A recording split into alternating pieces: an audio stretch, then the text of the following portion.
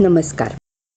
पंचांगांची माहिती या सिरीजमध्ये आपण तिथी ह्या काही प्रत्येक महिन्यामधल्या प्रत्येक तिथीबद्दल ज्याचं वैशिष्ट्यपूर्ण काही दिनविशेष आहे त्याची माहिती ह्याच्यातून घेणार आहोत.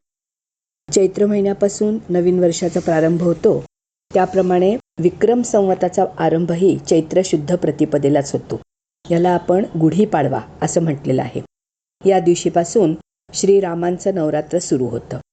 त्याच्यानंतर ज्येष्ठ महिन्यामध्ये गंगा दशहरा स्नानाचा आरंभ होतो.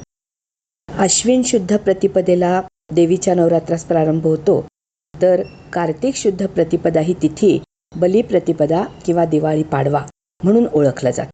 तसंच अश्विन महिन्यामध्ये घटस्थापनेच्या दिवशी माता महश्राद्धही करण्यास सांगितलेलं आहे. अशी ह्या वेगवेगळ्या महिन्यामधली प्रतिपदेची दिनवैशिष्ट्ये आहेत.